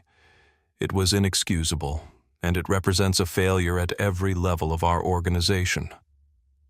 Imani acknowledged his words with a slight nod, but remained silent, waiting for substance rather than contrition. We have taken immediate action, Parker continued. Captain Wilson and Flight Attendant Hudson have been suspended pending a full investigation. Station Manager Friedman has already removed the Thompsons from our frequent flyer program and placed them on our no-fly list. Lead Mechanic Rodriguez has been reassigned to non-safety critical duties until we complete our maintenance procedure review. Those are personnel actions, Imani noted. What about the underlying issues? Parker exchanged glances with Phillips. We've initiated a comprehensive audit of our maintenance procedures at all stations, not just JFK. We're revamping our AD compliance protocols to include triple verification for all safety-critical components. And we're implementing a new training program for all customer-facing staff specifically addressing unconscious bias and discriminatory behavior. That's a start, Imani said. But training programs are meaningless without accountability. What mechanisms are you putting in place to ensure this doesn't happen again? Eleanor Vega leaned forward. We're establishing an independent oversight committee to review all customer complaints involving potential discrimination. We're also implementing a zero-tolerance policy for staff who exhibit biased behavior. One verified incident will result in immediate termination. Imani considered this. And who will sit on this oversight committee? Will it reflect the diversity of your passenger base? It will, Vega assured her. We're recruiting members from various civil rights organizations, customer advocacy groups, and industry experts. We want perspectives that challenge our institutional blind spots. Imani nodded, satisfied with this approach. Now about the maintenance issues. Phillips took over. We've completed the initial audit of all 787s at JFK. 3 additional aircraft had minor documentation discrepancies, though none as serious as the missing AD verification. All have been corrected and verified by our quality assurance team. I'll need to review those findings personally, Imani said. Of course, Phillips agreed. We've prepared a complete file for your review. Once you're satisfied, we hope you'll consider lifting the ground stop order. Imani tapped her pen thoughtfully on the table. I'll make that determination after I've examined the evidence. Now there's the matter of my travel to London. The Global Aerospace Safety Symposium begins tomorrow morning. I'm scheduled to deliver the keynote address. Parker straightened. We're prepared to offer you any available flight to London on any airline, all expenses covered, of course. Or... He hesitated, then continued. We have our corporate jet currently standing by at Teterboro. It could have you in London with time to spare. Imani raised an eyebrow. A private jet? It's the least we can do, Parker said. It was already here for my use, but getting you to your conference takes priority. Imani sat back, considering the offer. A private jet was an extravagant, almost absurd gesture. It was also a desperate act of damage control and a profound signal of how drastically her status had changed in their eyes. She had been deemed unworthy of Seat 2A. Now they were offering her an entire plane. The irony wasn't lost on her. Neither was the ethical complexity. Mr. Parker, she said finally, I appreciate the offer, but I need to be absolutely clear. Nothing you provide me will influence my regulatory decisions. The ground stop will remain in effect until I'm satisfied that all safety issues have been properly addressed. Understood completely, Parker assured her. This isn't a quid pro quo. It's simply an acknowledgement that our failures disrupted your important professional obligations. Imani considered a moment longer, then made her decision. I accept your offer of transportation to London, not because I'm owed special treatment, but because my presence at the symposium serves the broader mission of aviation safety. Parker visibly relaxed. Thank you, Dr. Bridges. The jet will be ready whenever you are. One more thing, Imani added. I'll be filing a complete report on today's events with the FAA. That will include both the maintenance issues and the discriminatory treatment I experienced. Your response today is encouraging, but it doesn't erase what happened. We understand, Vega said. We'll cooperate fully with any investigation. As the meeting concluded, Parker offered one final observation. Dr. Bridges, if I may say so, you've handled this situation with remarkable professionalism. Many in your position might have been more punitive. Imani gathered her materials, meeting his gaze directly. Mr. Parker, my job isn't to punish airlines. It's to protect passengers. If your response helps achieve that goal, then we're aligned. But make no mistake, I will be watching Horizon very closely from now on. Today's incident may have begun with a seating dispute, but it revealed serious flaws in your organization's culture. How you address those flaws will determine whether this is a turning point or merely a temporary correction. With those words, she rose and left the room, leaving the executives to contemplate the narrow escape they'd just been granted and the hard work that lay ahead. The Gulfstream G650 was an ethereal world of cream leather and polished burr walnut. As it climbed through the clouds, leaving the lights of New York City scattered like jewels below, Dr. Imani Bridges finally allowed herself to relax. The deafening roar of the 787's engines was replaced by the whisper-quiet hum of the private jet. A single flight attendant, professional and discreet, had offered her a glass of champagne, the very same brand served in Horizon's first class. This time she accepted. She took a small, thoughtful sip. The bubbles tingled on her tongue. This was not a victory. She felt no joy, no smug satisfaction at the downfall of the Thompsons Hudson or Captain Wilson. Their fates were the unfortunate but necessary byproducts of a system being forced to correct itself. What she felt was a profound sense of exhaustion and a familiar, lingering sadness. Her phone buzzed with an incoming video call. It was Nia, her daughter. Imani took a deep breath, centering herself before answering. She didn't want Nia to see the weariness in her eyes. "Mom." Nia's bright face filled the screen, her MIT dorm room visible in the background. "I've been trying to reach you for hours. Are you okay? Your flight should have landed by now." "There was a change of plans," Imani replied, adjusting the camera angle to reveal the luxurious cabin. "I'm on a different flight." Nia's eyes widened. "Is that a private jet? What happened?" Imani hesitated, then decided her daughter deserved the truth. Nia was no stranger to the realities that black professionals faced. "There was an incident on my original flight. A couple tried to take my seat. When I refused to move, the situation escalated until I had to identify myself as an FAA inspector." "Oh, Mom." Nia's expression fell. "Again, it's always, 'You're in my seat,' or 'Are you in the right section?' This time was different," Imani continued. "During the confrontation, I noticed a safety violation that should have grounded the plane. When I pointed it out, they had no choice but to take me seriously. I had to issue a formal ground stop order." "You grounded their plane?" Nia's face broke into an incredulous smile. "That's... wow. Epic." Imani couldn't help but smile at her daughter's reaction. "It wasn't about revenge, Nia. It was about doing my job. The safety violation was real." "I know, Mom. You've always put safety first. But still, they tried to bully you and you shut down their entire operation. There's a certain justice in that." Imani considered this. Perhaps there was. Not justice she had sought, but justice nonetheless. "The airline CEO offered this jet to get me to London for my speech tomorrow," she explained. "I accepted because the symposium is important." "As you should," Nia said firmly. "They're lucky you're not suing them."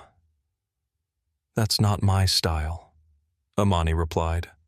"I know," Nia said, her expression softening. "That's what makes you so amazing. You fight the battles that matter, not the ones that just make noise." She paused, then added, "Your story inspired me today. When my engineering professor kept ignoring my raised hand, I stayed after class and told him directly that I deserved the same attention as the male students. He actually apologized." Pride swelled in Imani's chest. "Good for you, honey. I learned it from you, Mom. You taught me that dignity isn't given. Sometimes it has to be claimed." Nia glanced at something off-screen. "I have to run to lab, but I just wanted to check on you. Call me after your keynote." "I will. Love you, sweetheart." "Love you too, Mom." "And I'm proud of you." As the call ended, Imani gazed out the window at the vast Atlantic below. Her job was a lonely one. She lived in a world of regulations and schematics, of metal fatigue and stress tolerances. She was a guardian at the gate charged with preventing the unthinkable. Most days, her work was anonymous, a signature on a form and email to a compliance officer.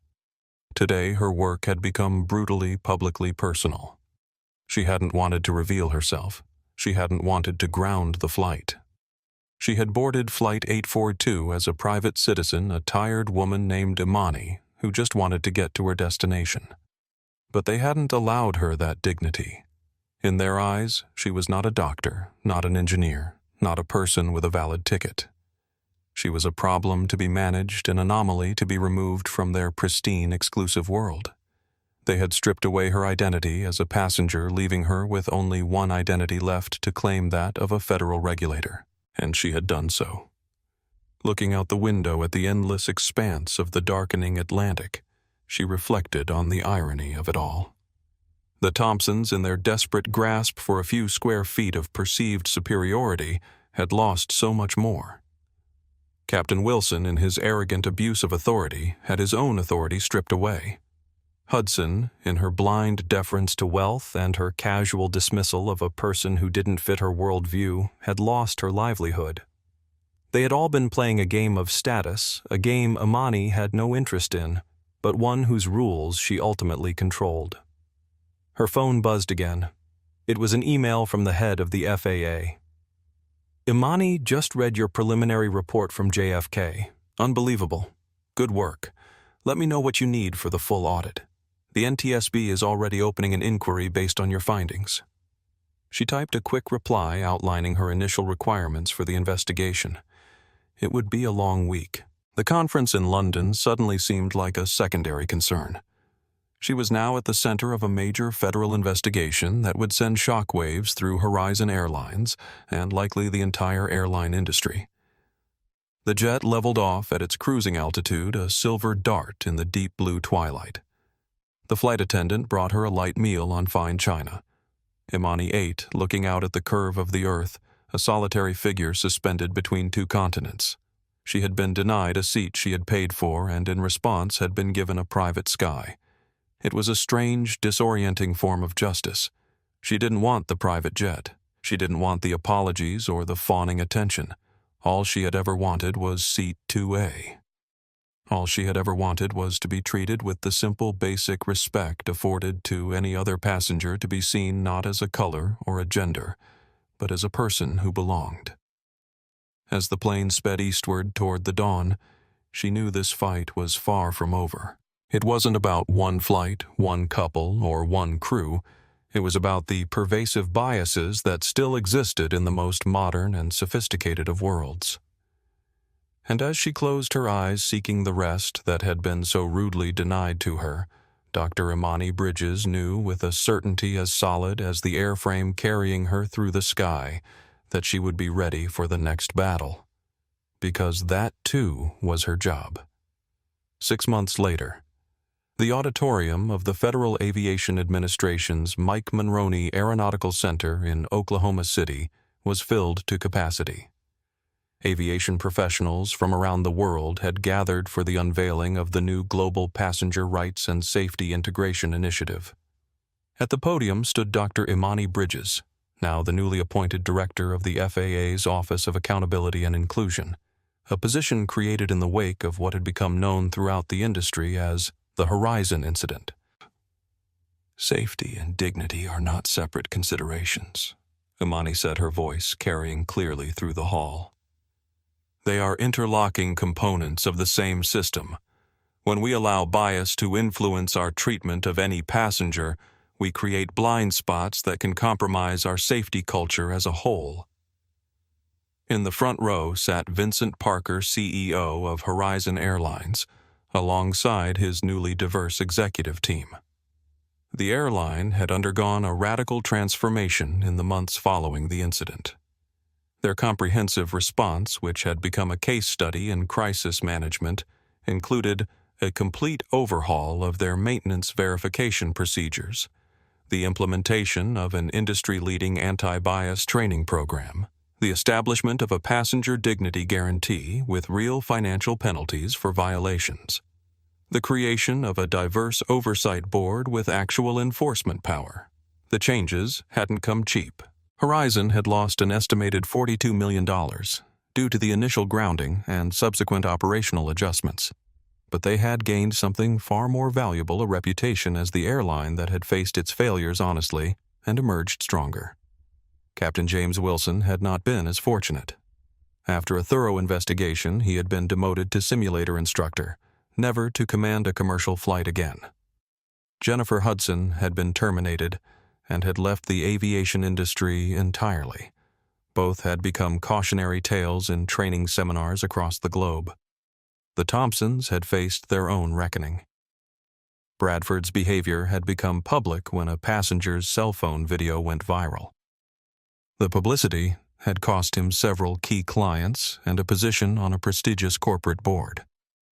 Their social standing, once unassailable, had crumbled under the weight of their exposed prejudice. But the most profound changes were structural. The FAA had used the incident to launch a broad investigation into how passenger treatment intersected with safety culture. They discovered what many minority travelers had known for years. Discrimination wasn't just a customer service issue. It reflected deeper problems in organizational culture that often manifested in safety practices as well. Today, Imani continued, we're unveiling new regulatory guidelines that explicitly connect passenger dignity with safety compliance. Airlines will now be required to demonstrate how their customer service practices support, rather than undermine, their safety culture. She paused, surveying the room. Some will say these changes go too far, that we're conflating separate issues. To them I say this: there is nothing separate about human dignity. When we allow ourselves to see certain passengers as less deserving of respect, we create permission for cutting corners elsewhere. Excellence cannot exist alongside exclusion. The room erupted in applause. Among those clapping the loudest was Anthony Rodriguez, the former lead mechanic who had missed the critical signature that day. Rather than becoming a scapegoat, Rodriguez had been invited to join the FAA's new Safety Culture Advisory Board, where his frontline experience proved invaluable in reshaping maintenance protocols. After the presentation, as attendees mingled during the reception, Vincent Parker approached Imani. "Dr. Bridges," he said, extending his hand. "Remarkable presentation. You've fundamentally changed how we approach our entire operation." Imani accepted the handshake. "Change only matters if it's sustained, Mr. Parker. The real test will be where Horizon stands 5 years from now, not 6 months." Parker nodded soberly. "Fair enough. But I want you to know that what happened that day, as painful as it was for all involved, may have been the most important wake-up call our company ever received." "Sometimes it takes a crisis to reveal the truth," Imani observed. "Indeed," Parker agreed. "By the way, I thought you'd like to know that Sofia Alvarez has been promoted to our new passenger advocacy team. Her insight has been invaluable." Imani smiled genuinely. "That's excellent news. She demonstrated real character that day." As Parker moved on to greet other attendees, Imani felt a tap on her shoulder. She turned to find a young black woman in a Horizon Airlines first officer uniform. "Dr. Bridges, I'm First Officer Tasha Williams. I just wanted to thank you personally. Your stand that day made a difference for all of us." "How so?" Imani asked, intrigued. "Before the incident, there were subtle ways we were made to feel like guests in our own industry," Williams explained. "The little comments, the surprised looks when I walk into the cockpit, the passengers who would ask to verify my credentials. Since your story went public, there's been a shift. Not perfect, but noticeable. People think twice now before assuming we don't belong."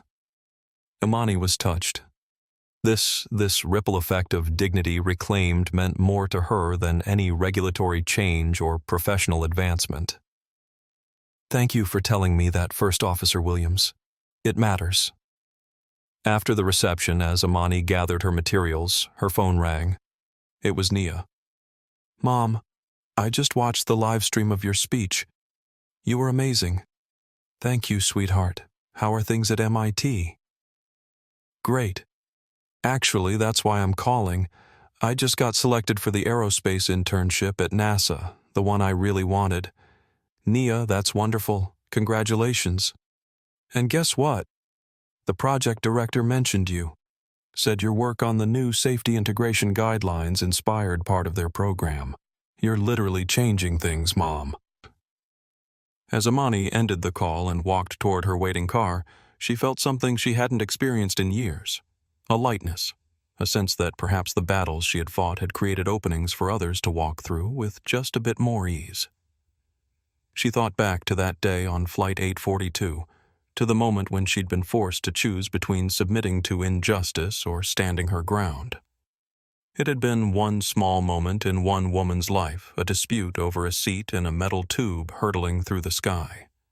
But in that moment, by refusing to be moved, she had set something much larger in motion.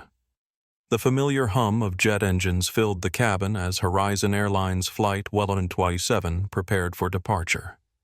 Dr. Imani Bridges sat in seat 2A, her briefcase stowed neatly beneath the seat in front of her, her tablet open to review notes for her upcoming presentation in Chicago. So much had changed in the 6 months since the incident, as it had come to be known throughout the aviation industry. The story had made national headlines, spawned congressional hearings on airline safety culture, and transformed Horizon Airlines from an industry laggard in diversity and inclusion to a reluctant leader. "Dr. Bridges," a voice interrupted her thoughts.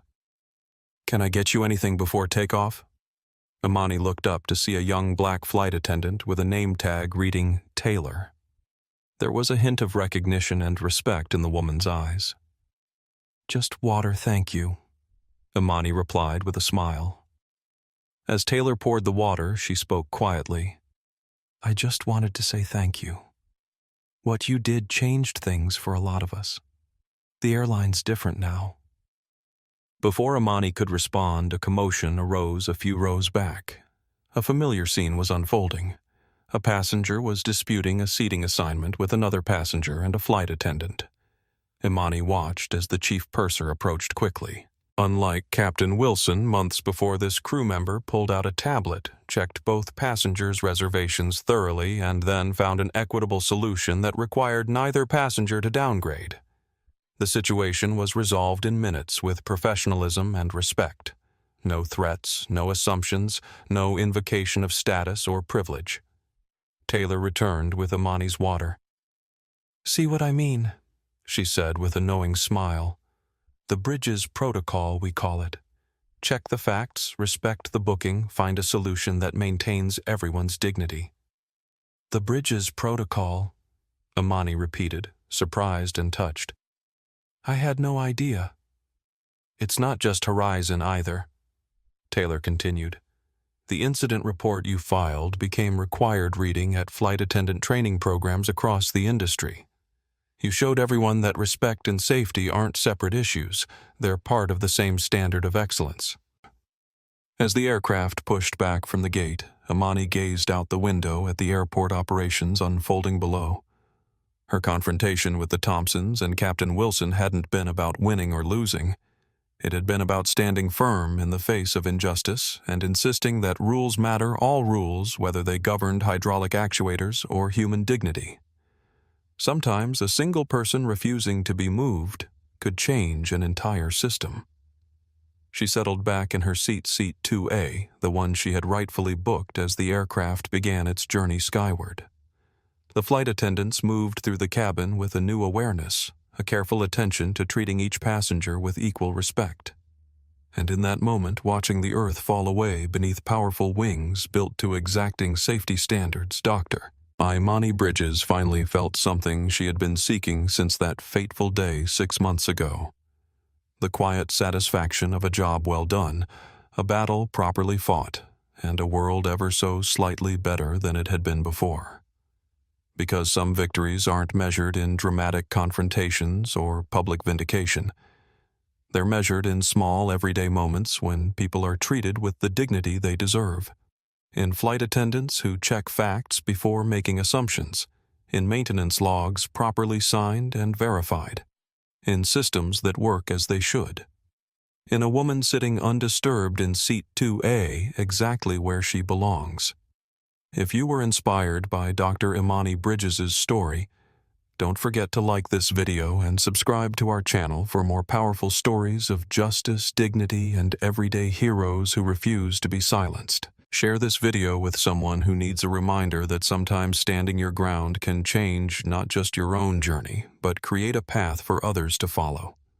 Drop a comment below about a time when you or someone you know stood firm in the face of injustice. Remember, real change often begins with one person refusing to be moved from their rightful place.